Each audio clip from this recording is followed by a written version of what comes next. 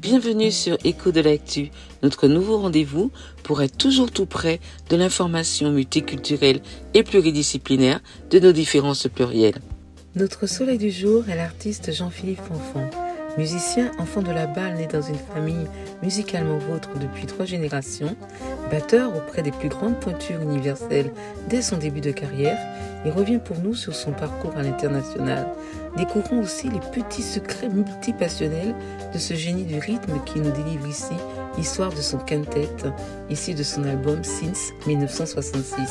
Un écrin de toutes les influences musicales rencontrées à la croisée de ses chemins d'artiste qu'il présente prochainement sur scène. Bonjour Jean-Philippe. Bonjour. Écoute Jean-Philippe, nous allons converser aujourd'hui là un petit peu parce que tu vas jouer avec ton quintet et là cette semaine, c'est ça hein?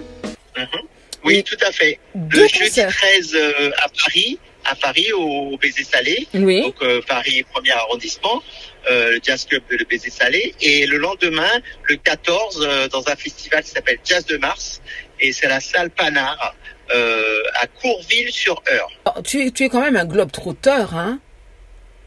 C'est vrai. Ouais, c'est vrai que je voyage pas mal, je bourlingue. Et d'ailleurs, pour les plus grands voyageurs, aussi les plus grands voyageurs, je jouerai aussi après en Martinique le 21 et 22 mars dans une salle qui s'appelle l'Arrobase en Martinique, c'est au casino de Chelcher. D'accord. Donc pareil avec un quintet aussi. Avec un autre quintet.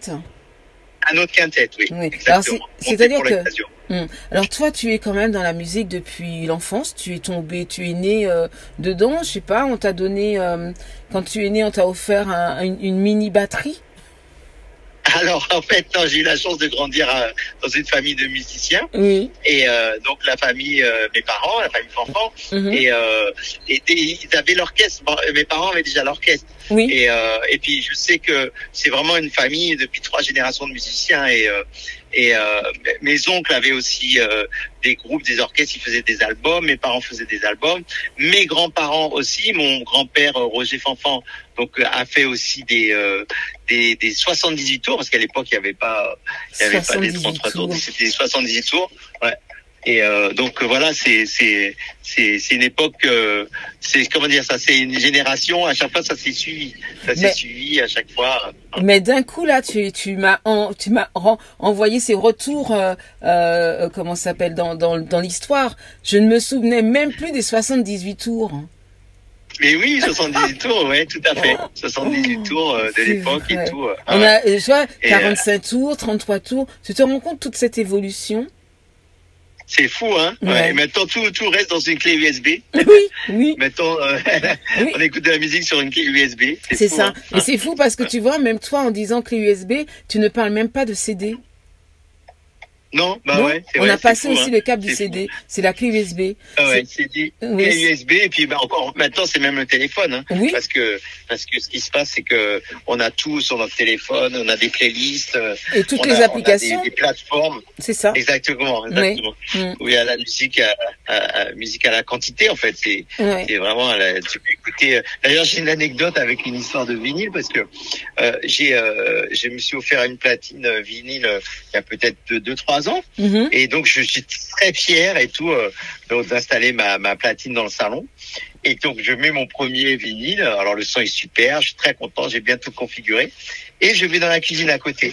Et donc je fais manger, c'est plus ce que je faisais. Et à un moment donné, au bout de peut-être 20 minutes, j'ai dit mince, je viens d'acheter le truc qui marche pas, c'est pas possible quoi et tout, j'ai vraiment pas de chance avec ça et tout. Je vais dans le salon, mais pas du tout. Fallait mettre la face B. La face B parce qu'on oublie que les vinyles c'est 17 minutes et 18 minutes de face A et après il faut mettre pareil 18 minutes de face B. C'est faut vrai. Le tourner en fait, faut le tourner. C'est vrai. Parce qu'on a tellement l'habitude d'avoir une enceinte connectée ou le téléphone et on peut jouer des heures la musique que le fait que quand la musique s'arrête, on dit il y a un problème. Mais pas du tout, c'était pas un problème. Hein. Non, pas un problème. c'était, je te dis, un retour dans le passé, quoi. Mais avec toutes ces anecdotes et tout. Et justement, pour parler de passé, alors c'est vrai que tu nais dans une famille d'artistes, de musiciens, mais des fois, on naît dans une famille comme ça, mais on en sort. on a envie de faire autre chose. Oui. Mais on constate Autre chose, ouais. on constate quand même que dans votre famille, parce que quand on vous suit un peu la famille Fanfan, et ce qui est formidable, c'est que vous avez pratiquement un nom de musique, hein, Fanfan, tu vois, un nom musical. Ouais, c'est associé à la musique, c'est vrai. C'est vrai. C'est vrai. Et c'est fou. On voit bien que ce soit les cousins, les tontons, vous adhérez, quoi. Ouais, il y en a pas c'est un vrai qui qu'on sort. est. C'est rare On qu'il y est en ait un vraiment, qui quand sort. on dit Fanfan, c'est égal musique, quoi. Voilà. Fanfan égale musique, Et quoi. toi, Et puis, dès ton enfance, tout à l'heure je parlais de bébé, c'était imagé, mais c'était presque ça quand même. bah oui, parce que les parents nous emmenaient dans les concerts, donc très vite. Et alors c'est marrant parce que moi, quand j'étais vraiment plus jeune, peut-être vers 10-11 ans, je voulais pas faire de musique parce que je voulais jouer des petites voitures au train, enfin électriques, tous les trucs des enfants, parce que comme ils m'emmenaient le week-end, ça m'empêchait de jouer. Donc, de jouer à des jeux, à la maison, quoi. D'accord. Donc, en fait, ils m'emmenaient, ils disaient, non, la musique, tu restes pas à la maison tout seul et tout. Ouais. Donc, moi, dans la musique, c'était associé, ça m'empêche de jouer. Et finalement, j'ai le virus vers 13-14 ans. Ouais. Et puis, je dis, c'est bien la musique, finalement. Et puis après, une fois que j'ai goûté à ça. Ah oui, tu ne l'as pas eu dans ta petite enfance?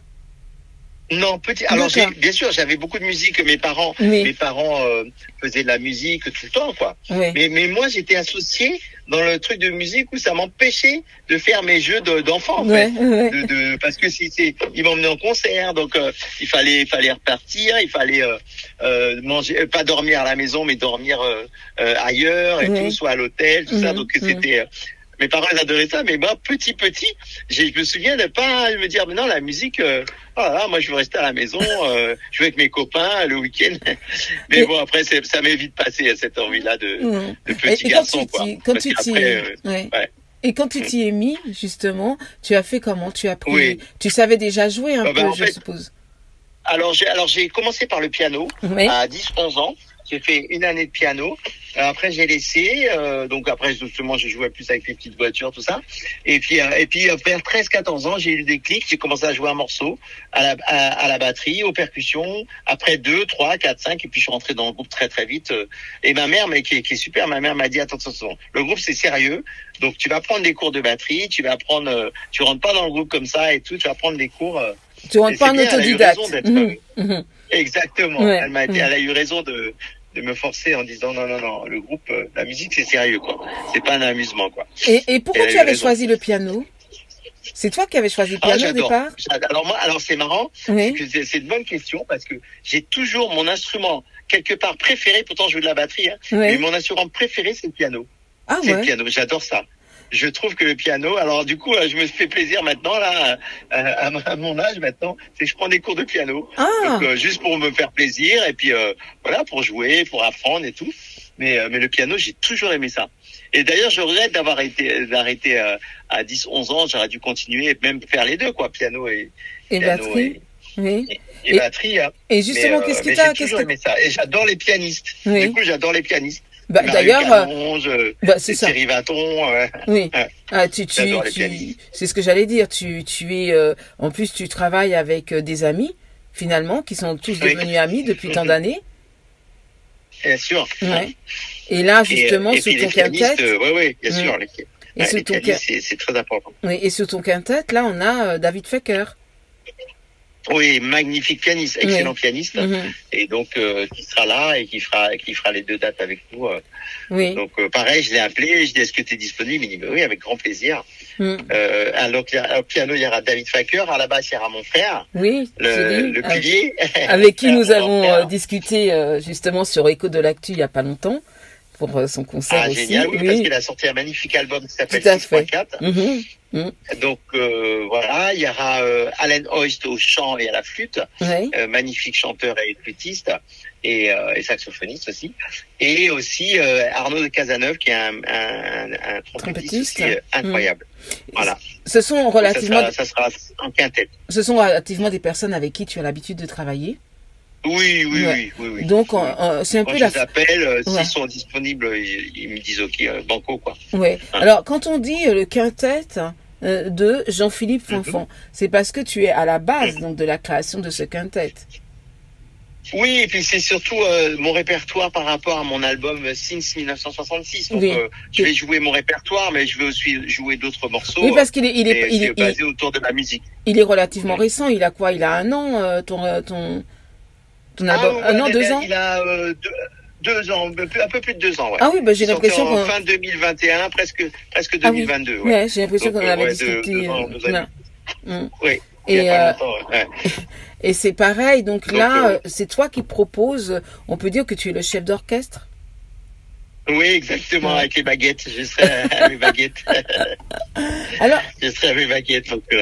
J'ai envie qu'on fasse un petit tour quand même sur ton parcours. Oui, tu as commencé à 14 ans, qu'on connaît un petit peu, mais j'aime bien avoir des petites anecdotes parce que tu es quand même quelqu'un qui travaille continuellement avec des artistes qui sont alors, on va dire Julien Clerc quand même. Oui, Julien Clerc, exactement. J'avais travaillé à Julien Clerc en 1993 et là j'ai refait sa tournée en 2022. Voilà, 2023, sa tournée, le temps de séparation, donc quand tu te retrouves avec Julien Clerc après tant d'années de séparation, ça fait quoi? Ça fait un effet, on a grandi chacun de notre côté, on se retrouve, ça fait quoi? Déjà j'étais ravi de le revoir, de retravailler avec lui. Et puis c'est un immense artiste qui a des chansons incroyables, qui est un mélodiste vraiment hors pair. Et puis il s'attache toujours à avoir des très très bons auteurs au niveau des textes. Donc non, c'est un interprète incroyable, un artiste accompli. Hein.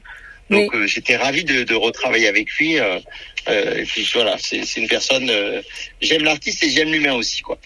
Et des fois, c'est important, c'est vrai. Oui. Et je me demande par moment, quand je regarde un petit peu tes bios et tout ça, et puis que je regarde de temps en temps aussi, je te vois à la télé, parce que on va rappeler quand même que tu es dans The Voice depuis combien d'années? Oui, je suis le batteur de The Voice, exactement, depuis de nombreuses années. Depuis pratiquement le début. La batterie. Et moi, j'adore, c'est quand il y a un gros plan sur Jean-Philippe Fanfan, toujours le sourire. Ah oui. C'est ce qui me caractérise. Toujours le sourire. Alors c'est marrant le sourire. C'est pas question que je travaille. C'est-à-dire que j'ai toujours aimé. Je pense que l'instrument me procure beaucoup de plaisir et j'ai envie de partager cet instrument-là. En tout cas, la sensation et je souris toujours dans le côté où ça me fait plaisir de partager ça. J'ai toujours cet instrument m'a toujours fait sourire. Quoi. Ah donc ça c'est génial. Mais on le voit, on dit. C'est contagieux. Je dis au moins. Alors, en voilà un qui accompagne ces petites personnes ou grandes personnes là qui se présentent. Au moins, la batterie, elle est là. Bon, tous les autres musiciens sont là, hein, mais c'est un état solaire. Donc, dès qu'il y a un gros plan, je dis mais regarde-moi ça. Il est heureux de ce qu'il fait. Et ce qui est formidable, c'est de travailler. Vrai. Ce qui est formidable, c'est de travailler dans ce qu'on aime, parce que du coup, on ne travaille pas. Oui, c'est vrai. De faire un métier qu'on aime, on appelle ça les métiers passion. Donc, quand on se lève le matin, on est content d'aller se retrouver, voilà, Est-ce que tu as fait, quoi. Donc, les métiers passion, c'est très enrichissant. Est-ce que tu as une journée type? C'est-à-dire que tu fais, est-ce que tu as des méthodes, enfin, ce que tu fais chaque jour, est-ce que quand tu te lèves, alors moi, j'ai la chance d'avoir chez moi où j'habite, d'avoir mon local de répétition, d'enregistrement. Donc c'est vrai que ma journée type, c'est quand même d'aller dans mon studio et soit jouer un peu de batterie, soit travailler des morceaux si j'ai un répertoire à apprendre. Faire des enregistrements si j'ai des choses d'enregistrer. Voilà, c'est la journée type chez moi classique, quoi. Sinon après autre chose, j'ai la chance d'avoir une maison avec un jardin, donc je vais jardiner. Donc ça marche aussi. Ouais, j'adore ça. J'adore mettre mes mains dans la terre. Et de toute façon, quand on a un jardin, c'est génial de voir l'évolution à chaque fois des plantes, d'évolution des fruits, des légumes, tout ça. Est-ce que tu aimes cuisiner? Parce que dernièrement, je disais. J'adore ça. Voilà. Je parlais avec. On était en conversation, en échange avec. Je sais plus qui. Hein, et je disais, mais les artistes aiment cuisiner. Tout à fait.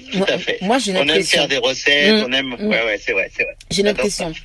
Pourtant, j'ai une femme qui cuisine super bien. Ah oui. Mais des fois, elle me laisse la cuisine. Et là, je me régale parce que j'adore ça et tout. En plus, j'ai découvert quelque chose il y a pas longtemps. Une petite machine, allez, je vais faire de la pub, qui s'appelle Cookéo. Cookéo, c'est une espèce de cocotte minute Cookéo. Ouais. Et c'est trop bien parce que ça mijote, ça cuit. J'adore cuisiner dans mon petit Cookéo. Ah ouais, donc en fait tu fais des petits plats et tout, super. Ah, j'aime bien là, comment tu as fait ça? Alors, je dis, bah oui. Là, tu nous as repris un peu de créole. Tu aurais dit mon café, ouais. Mon café cuisiner, mon café des petits plats, attention. On dit, on t'était douette. Ah, les petits mijotés de chez nous, là, hein. Exactement. C'est très agréable. Ah ouais, bah, je vais aller voir ce petit appareil-là. Je ne connais pas. Mon okay, oui. Oui, Cookéo, c'est Moulinex. Allez, on fait de la pub. On fait de la pub. Moulinex Cookéo. Mais en fait, c'est une espèce de, à l'époque, c'est comme une cocotte minute. Ouais. Donc, on fait des lentilles, on fait plein de choses dedans avec le Cookéo, mais surtout, ça a une rapidité de cuisson, parce que c'est sous pression. Ouais. Alors, on peut mijoter, ou alors on peut dorer aussi. Non, c'est vraiment un bel appareil. Oui, je fais souvent mes plats dedans et je pense que les gens se régalent. Et moi le premier aussi. On te dira ça. Alors, quand on continue ton chemin artistique, tu joues avec Touré Kunda, Angélique Kidjo, Maxime Le Forestier, Bernard Lavilliers et j'en passe. Et ce sont des registres différents. Tu sais, on regarde et je dis, je compare ça à la mer, la vague de la mer. Alors, c'est pas la vague, je me cherche, non. C'est la mer, c'est tu surfes et c'est un bon surf parce que tu prends la bonne vague. Tu vois ce que je veux dire? Tu prends la bonne vague. À chaque fois, c'est des rencontres, hein. C'est des rencontres à chaque fois et tout, ouais. Non, mais Maxime Le Forestier, quoi. Tu vois, Maxime Le Forestier, c'est l'adolescence. Je dis, attends, c'est tellement bon. Les autres, c'est extraordinaire aussi. Mais le fait d'avoir, de pouvoir échanger, à jouer avec Maxime Le Forestier, je dis, mais quelle chance il a eu. Enfin, je dis la chance, mais en fait, c'est pas tellement de la chance, c'est ton travail aussi, hein. On t'appelle. Oui, après c'est le travail, c'est des rencontres. C'est des rencontres, on m'appelle, on me fait confiance et tout. Maxime, on a fait un album ensemble et dedans il y avait un morceau qui s'appelait Passer ma route. C'était un espèce de reggae, que j'aime beaucoup aussi, qui avait bien marché et tout. Voilà. Et donc du coup j'avais fait la batterie sur ce titre-là. Et après voilà, le chef d'orchestre, il m'a dit, Jean-Pierre Sabin, il m'a dit, écoute, ça se passe bien.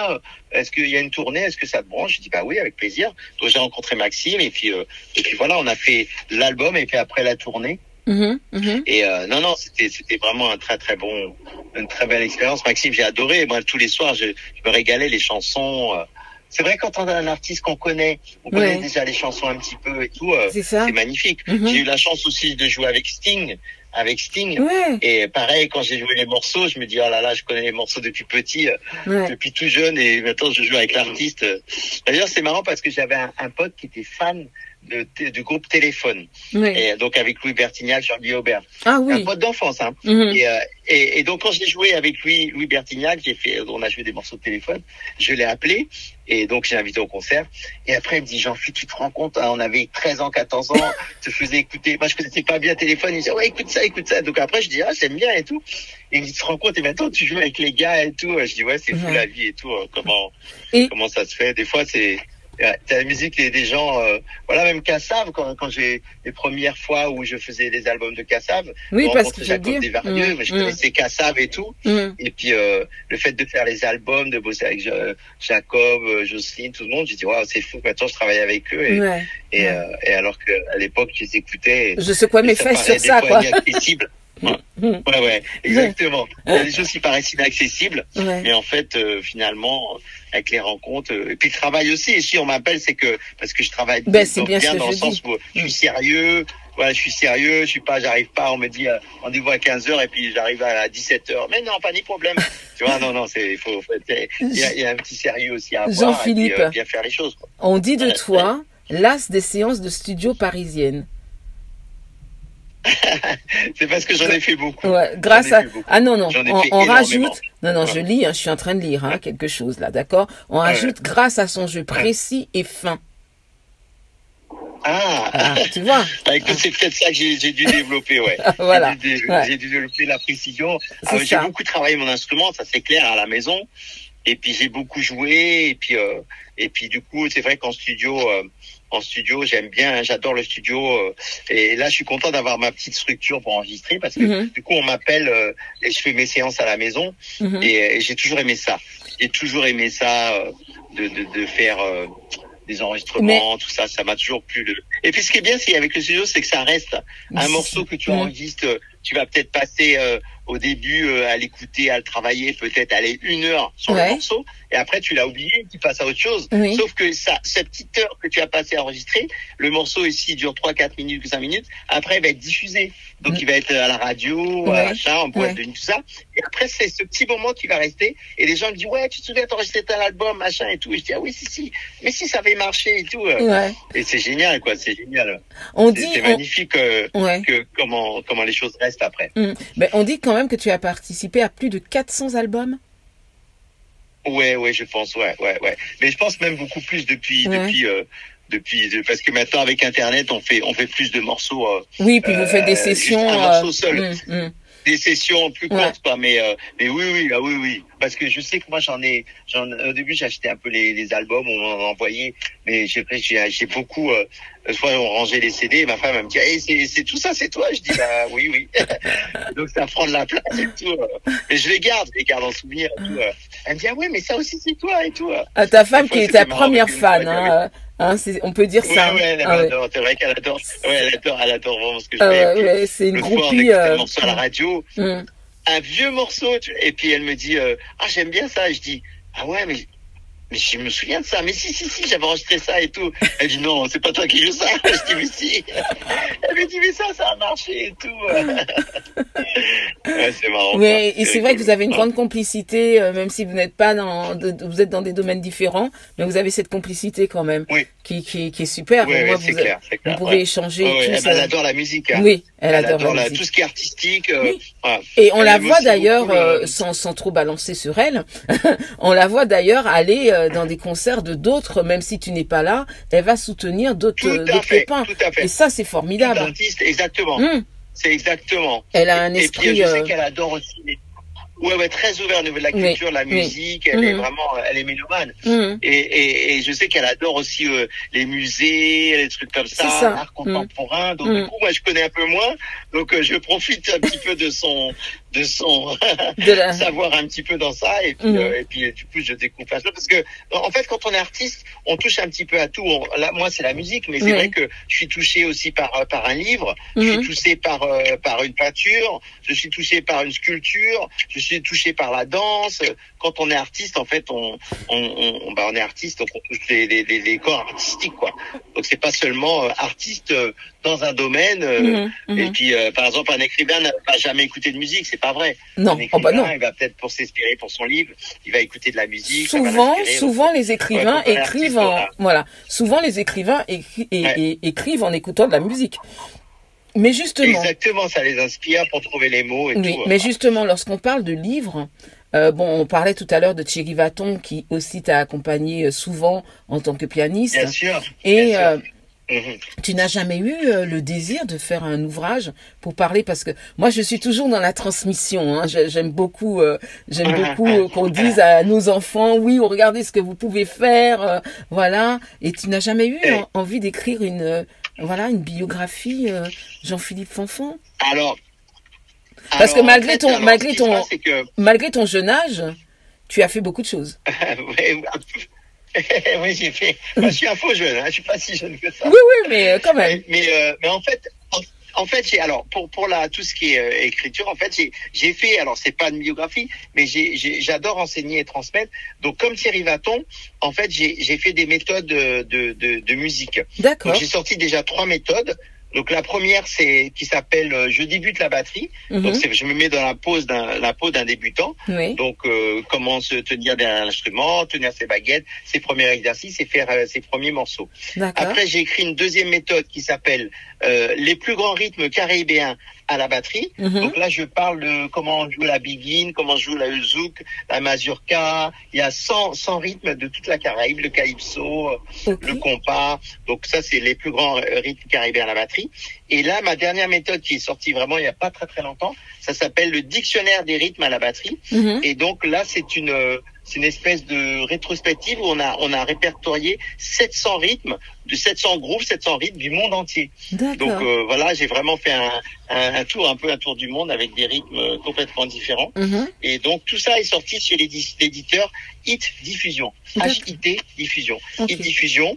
Et donc on trouve ces méthodes bien sûr sur le net, dans les magasins, voilà, spécialisés, Cultura, voilà. Ça s'appelle ces 3 méthodes, on les trouve assez facilement. Alors j'ai pas encore écrit effectivement de biographie où je peux avec des anecdotes, des anecdotes. Mais pourquoi pas, hein, tu sais, je suis fermé à rien du tout. Oui, mais je te sens bien. Je sens bien que tu pourrais faire. Je sens bien que tu pourrais faire quelque chose comme ça avec ta femme, justement. À vous deux, je pense que vous pourriez nous faire un joli petit travail. Trouver un truc, parce que c'est vrai que j'en ai des anecdotes. Et puis j'ai eu beaucoup d'expérience avec beaucoup de gens, donc c'est vrai. Je sais que Manu Katché avait fait ça aussi, un livre où il parle de toute sa carrière et tout, et ça avait bien marché et tout.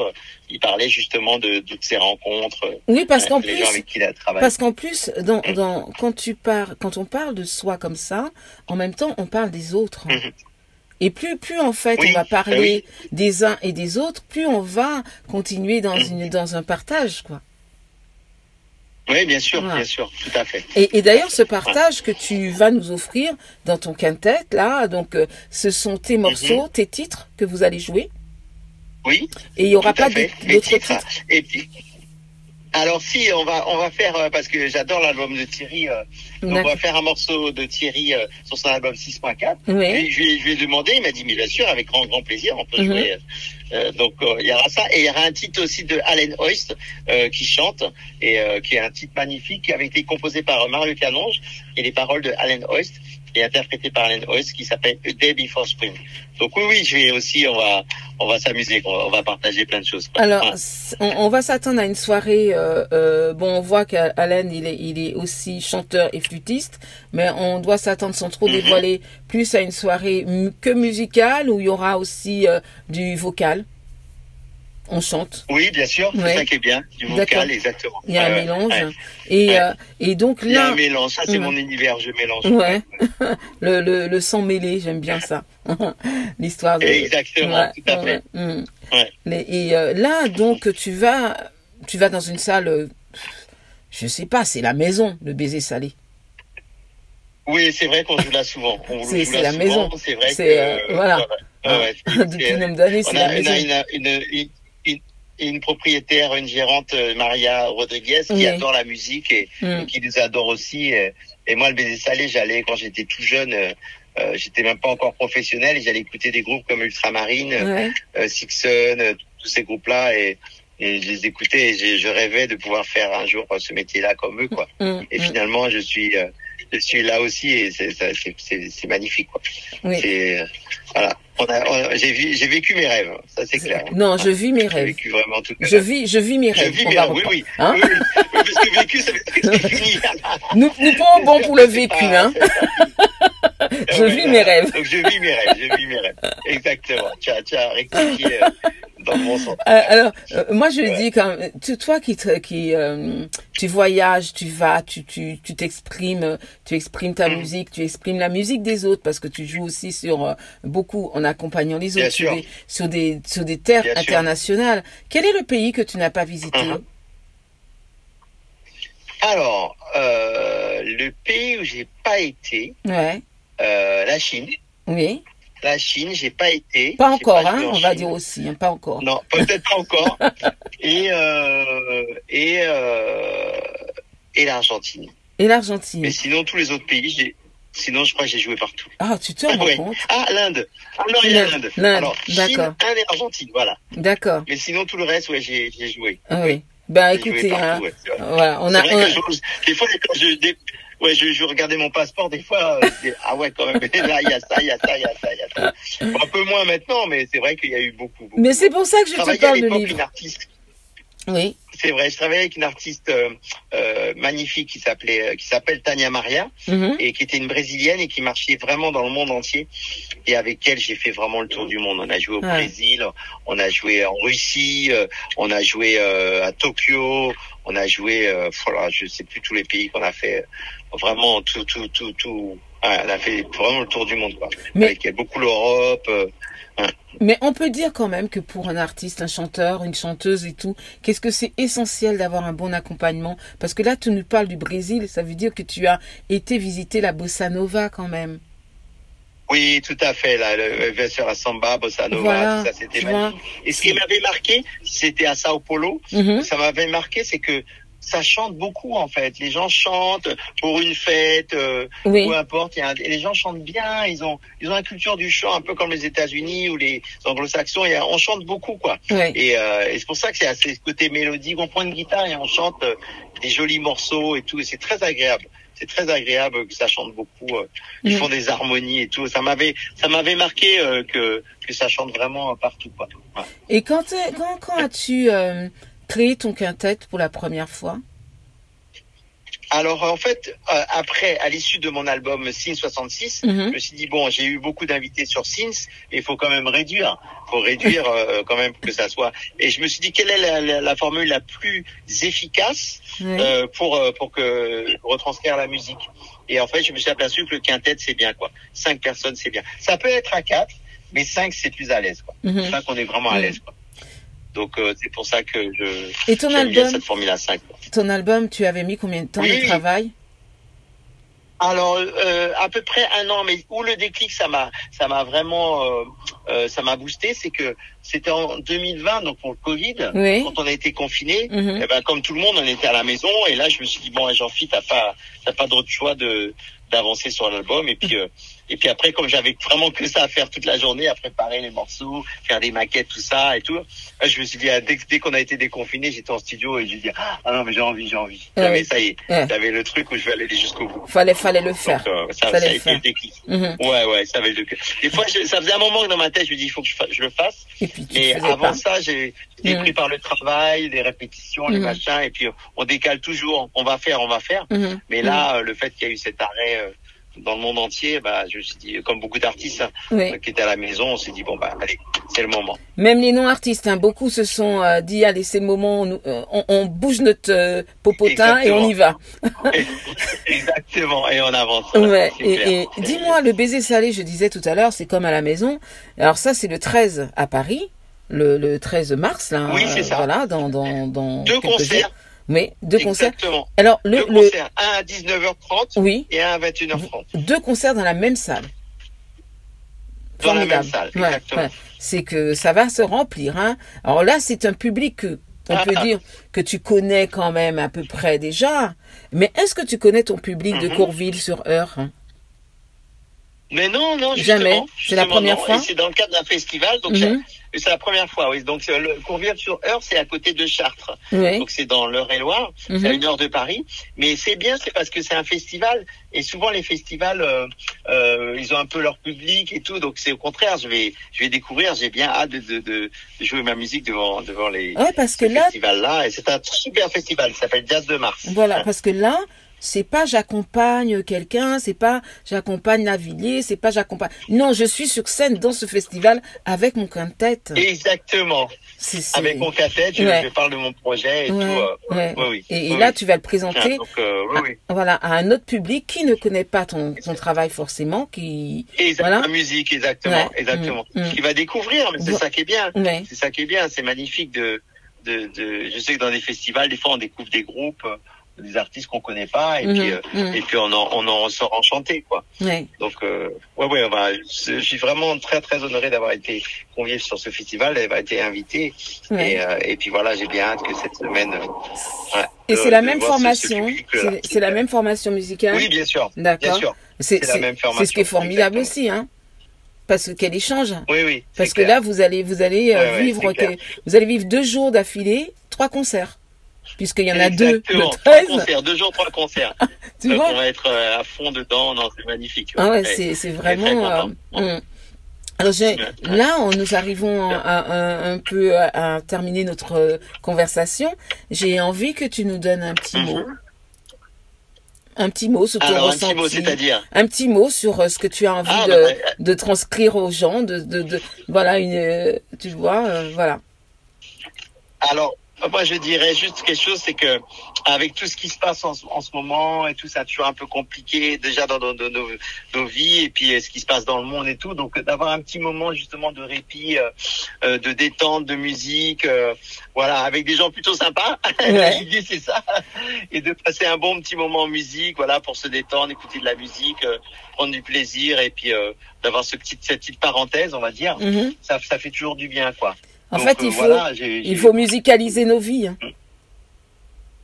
Oui, c'est ça. Je pense que la musique, ça fait du bien aussi, quoi. Donc, et d'ailleurs, dans les hôpitaux, de plus en plus, quand il y a des soins qui sont un petit peu compliqués, ils mettent de la musique pour que le patient se détende. Donc, la musique, c'est vraiment dans tout. Ça soigne aussi, quoi. Donc, voilà, avec tout ce qui se passe, c'est bien, voilà, d'écouter un peu de musique. C'est une musique, en plus, c'est du jazz caribéen. Donc, c'est-à-dire que c'est une musique qui s'écoute, mais en même temps, qui se danse un peu, quoi. C'est un peu la Caraïbe. Donc, et qui se danse aussi. Ça se danse un peu. Donc, voilà. Exactement. C'est pas juste du jazz et puis les initiés et puis se disent, j'ai rien compris. Non, c'est une musique assez festive, quoi. Alors, non, c'est clair que l'idée, c'est ça, c'est de partager un bon moment de musique. Voilà, c'est une initiation au voyage. Oh, bah super. En tout cas. Ben, merci beaucoup. Hein. Et à une prochaine discussion. Avec plaisir. Merci de votre accueil et puis à tout bientôt. En vous remerciant de continuer à suivre notre Écho de l'actu, nous vous quittons en compagnie de Jean-Philippe Fonfon avec Diamante, un titre de son album Since 1966, sorti le 4 juin 2021 chez Clark Records. Merci. On va continuer avec un deuxième morceau. Il s'appelle Diamante. J'ai une amie qui était présente au premier set qui s'appelle Marie-Josée Ali. Et elle est venue avec un petit bout de mélodie. Et elle me dit, Marie-Jo, elle me dit, tu sais, Jean-Philippe, t'es en train de faire ton album. Écoute, j'ai un bout de mélodie qui traîne là, au fond du placard. J'aimerais bien que t'en fasses quelque chose. J'ai dit, écoute, j'écoute. Et là, je trouve une super petite mélodie. Et puis, voilà, j'en ai fait un morceau. Et puis, voilà, qui s'appelle Un petit diamant, Diamante. One. Merci de votre écoute et n'oubliez pas, afin de nous suivre, #EKODELAKTU, Écho de l'actu.